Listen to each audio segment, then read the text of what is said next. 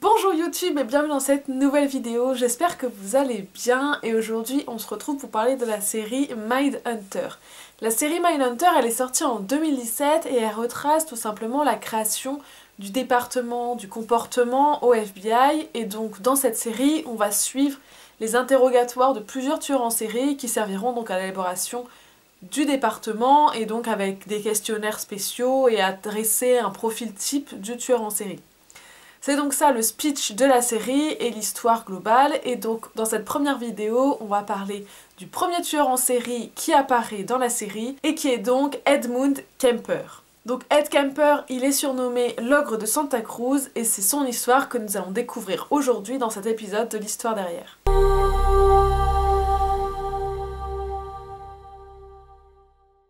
Edmund Emil Kemper III, né le 18 décembre 1948 à Burbank en Californie.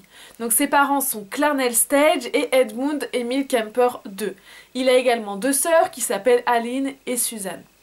Ce qu'il faut savoir sur son enfance, c'est qu'il grandit dans un foyer qui est très instable, puisque notamment au niveau de la violence, dont sa mère fait preuve en fait, puisque sa mère est très violente, elle est alcoolique, ce qui accentue encore plus sa violence, et elle rabaisse constamment son mari, donc qui est le père d'Edmund, et Edmund assiste à tout ça. Edmund a en effet une grande admiration pour son père qui ne cessera de grandir, mais malheureusement celui-ci les abandonnera un peu plus tard, ce qui sera vraiment un grand drame dans la vie d'Edmund. Après le départ de son père, il subit encore plus les maltraitances de sa mère avec en plus des maltraitances psychologiques puisque donc elle le rabaisse, etc. Il subit également les maltraitances physiques puisqu'il est obligé de dormir à la cave pendant que ses sœurs et sa mère dorment elles à l'étage. Elle le bat donc aussi régulièrement et Edmund dira qu'à cette période-là, il avait l'impression vraiment que le monde entier lui en voulait. Donc c'est une période très difficile et c'est dans cette même période que le dénigrement constant de son entourage puisqu'il se fait battre aussi par sa grande sœur fait qu'en fait il va vraiment se renfermer sur lui-même et il n'a pas d'amis et il se retrouve vraiment seul. Vers l'âge de 8 ans, il commence déjà à démontrer des fantasmes morbides à travers de simples jeux dans un premier temps dans lequel par exemple il mime sa propre mort.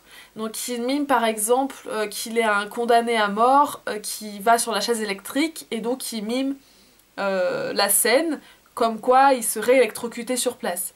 Il joue à ça avec sa petite sœur et c'est vraiment un jeu qui lui plaît particulièrement en fait de se mettre à la place de la victime et d'être la victime qui se fait électrocuter. Donc c'est déjà un peu morbide mais il faut savoir que la violence va s'accroître puisque c'est un peu plus tard qu'il commencera vraiment à torturer cette fois-ci des petits animaux. Il prendra par exemple des chats qu'il torture, qu'il décapite et dont il garde la tête en guise de trophée. Il ramène la tête chez lui et conserve cette tête pendant plusieurs jours. Dans cette période, il développe donc ses fantasmes sexuels qui sont vraiment emplis de violence et qui marqueront par la suite ses crimes. Sa relation avec sa mère, il faut savoir qu'elle empire très rapidement et que c'est vraiment... ça ne va pas de mieux en mieux quoi. Les disputes sont de plus en plus violentes et la violence est de plus en plus présente. Sa mère enverra donc Edmund chez son père pendant un mois parce que oui, il les a abandonnés mais Edmund a toujours la possibilité de le voir en fait. Donc il sera envoyé chez lui pendant un mois et à son retour, absolument rien n'a changé. Il y a toujours autant de violence entre la mère et le fils. Clarnell, jugeant que son fils est taré, donc enverra celui-ci, donc Edmund, chez ses grands-parents paternels qui sont Maud et Edmund Kemper I.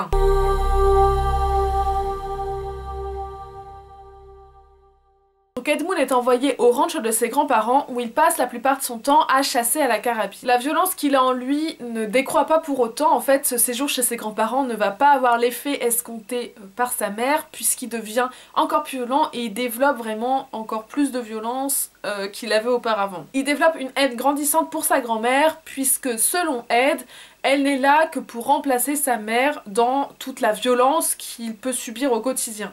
Parce qu'en effet, sa grand-mère veut élever Ed à la dure, comme elle l'a fait pour son père et pour ses autres oncles et tantes. Mais pour Ed, ce n'est qu'une remplaçante de sa mère, et donc il va très vite fantasmer sur la mort de sa grand-mère. Et c'est le 27 août 1964, à l'âge de 15 ans, donc qu'il tuera sa grand-mère suite à une violente dispute. Donc il abattra sa grand-mère avec un fusil de calibre 22 dans la cuisine avant de traîner son corps dans sa chambre.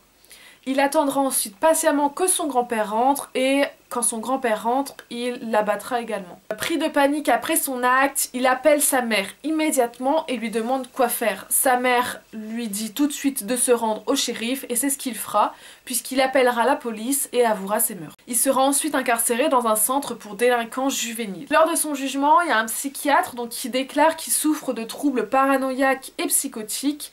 Et donc il est envoyé ensuite à l'Atascadero State Hospital le 6 décembre 1964. Durant son incarcération, il nourrit vraiment encore plus ses fantasmes qu'il n'avait déjà, auprès même de ses autres compagnons, puisque c'est tous des gens qui ont commis des crimes ou qui ont des fantasmes un peu similaires aux siens plus ou moins. Mais aux yeux de tous, il reste le détenu modèle, très calme, et c'est d'ailleurs ce qui lui vaudra sa libération, puisqu'au moment de sa libération, il passe des tests psychologiques qu'il passe avec brio, donc il arrive à tromper tous les médecins et à être libéré donc le 30 juin 1969 à l'âge de 20 ans. Il est libéré donc sur parole à cette même date et il sera renvoyé chez sa mère malgré la réticence des médecins à le renvoyer en fait chez celle qui le maltraite et qui est potentiellement à l'origine de beaucoup de violences qu'il a en lui.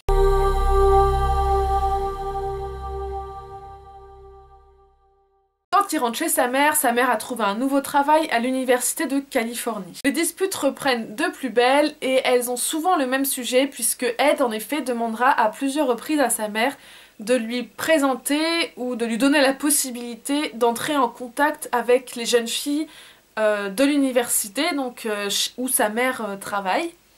Mais celle-ci lui dira tout simplement que ces jeunes filles sont trop bien pour lui et que lui est un moins que rien qui ne les mérite pas.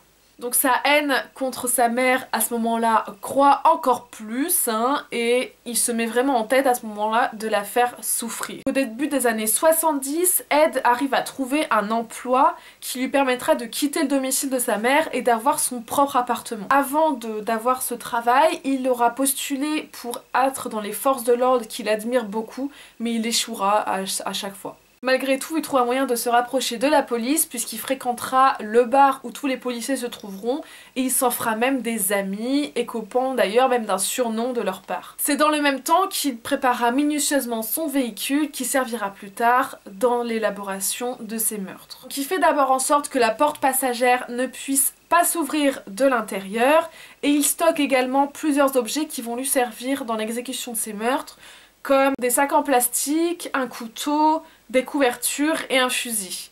En plus du côté matériel, il travaillera sa technique d'approche puisqu'il vise en effet une cible très particulière qui représente tout simplement les jeunes filles de l'université de sa mère qui sont un peu bourgeoises et qui, selon sa mère, sont des jeunes filles qui ne voudraient jamais de lui. Donc il veut faire souffrir sa mère à travers le meurtre de jeunes filles de ce type. Il travaillera ce scénario pendant environ un an jusqu'au 7 mai 1972.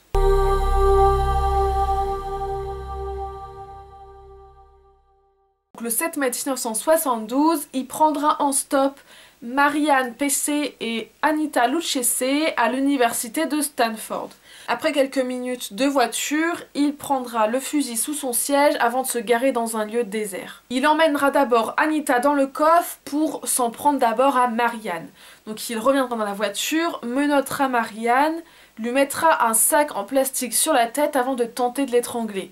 Mais Marianne arrive à percer le sac et ça frustre énormément Ed. Donc il s'emportera et la poignardera à mort avant d'aller trouver Anita dans le coffre et de lui faire subir le même sort. Il emportera les deux corps chez lui et commencera par déshabiller d'abord Marianne afin de la disséquer. Ensuite, il décapite Marianne et s'en prendra au corps d'Anita pour le décapiter à son tour. Il enterrera ensuite le corps de Marianne dans le même sac plastique qu'il avait utilisé plus tôt pour tenter de l'étrangler. Il gardera les deux têtes pendant un temps avant de s'en débarrasser dans un ravin et on retrouvera le corps de Marianne en août alors que le corps d'Anita lui ne sera jamais retrouvé. Le 14 septembre 1972, c'est Aikoku qui est alors âgée de 15 ans qui croise la route d'Edmund Kemper. Il la prend en stop et au bout de quelques minutes, elle commence sérieusement à paniquer, se demandant vraiment ce qui est en train de se passer puisqu'elle sent que quelque chose ne va pas. Edmund commence à la rassurer et lui dit que si elle reste calme, il ne lui arrivera rien du tout. Il finira cependant par l'étouffer avant de la sortir de la voiture, de la violer et de l'étrangler. Il emmènera son corps chez lui, la découpera et dispersera ses restes dans la voiture, tout en gardant sa tête dans un premier temps qui restera dans son coffre. Le lendemain, il a un rendez-vous chez son psychiatre auquel il se rend tout en ayant encore la tête d'Aiko dans son coffre. Par la suite, il arrivera à faire effacer son casier judiciaire et se fiance même à la belle-sœur de son ancien patron.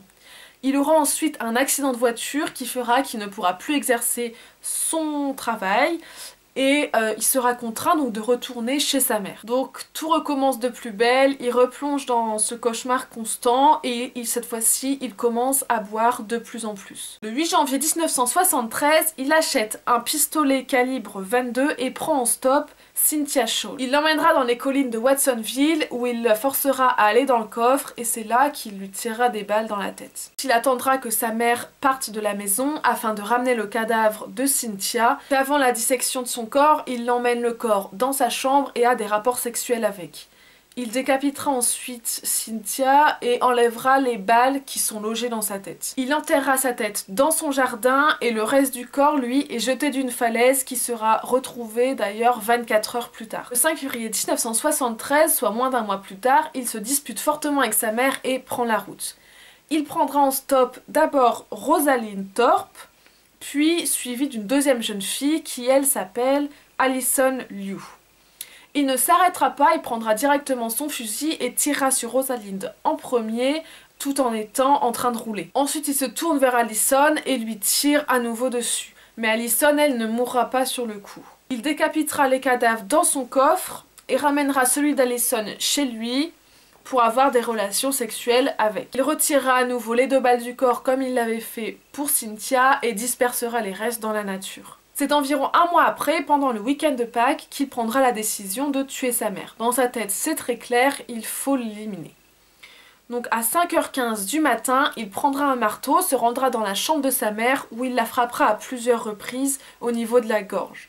Il arrachera ensuite à main nue son larynx et décapitera sa mère avant de jouer aux fléchettes avec la tête de sa mère et de violer son buste. Il cachera ensuite le corps avant de s'en aller, puis se demandera comment il peut faire pour que la disparition de sa mère ne soit pas de suite remarquée.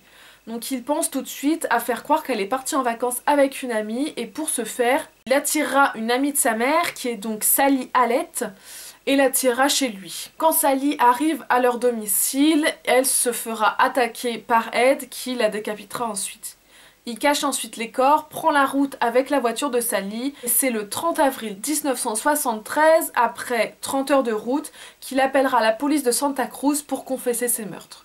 Au début, la police croit à une blague puisqu'ils connaissent à peu près Ed puisqu'ils le fréquentent dans le bar où il se retrouve souvent. Ce n'est que lorsque Ed va donner plusieurs détails que seul le tueur peut connaître que les policiers vont enfin commencer à le prendre au sérieux et il se fera arrêter par la police de Pueblo un peu plus tard. Il donnera ensuite des détails sur les 8 meurtres et mènera la police sur tous les lieux du crime. Donc au procès, il tentera de plaider l'aliénation mentale, mais les psychiatres d'Atascadero, donc où il a été enfermé après le meurtre de ses grands-parents, déclarons que c'est seulement un homme obsédé par le sexe et la violence et que s'il était libéré, il recommencerait sûrement à tuer. Donc après 5 heures de procès, il est déclaré coupable de meurtre au premier degré pour les 8 chefs d'accusation. Il sera donc condamné en octobre 1973 et aujourd'hui celui que l'on appelle l'ogre de Santa Cruz purge toujours sa peine à Vacaville en Californie et il est âgé aujourd'hui de 73 ans. Donc c'est la fin de cette vidéo, j'espère qu'elle vous aura plu. Donc c'était la première vidéo de la longue série qui va venir sur Mindhunter. N'hésitez pas à me dire en commentaire si vous avez vu la série ou si vous connaissiez l'histoire d'Edmund Kemper. Vous pouvez laisser un petit j'aime et vous abonner, ça fait toujours plaisir. Et moi je vous retrouve bientôt dans une prochaine vidéo. Bisous!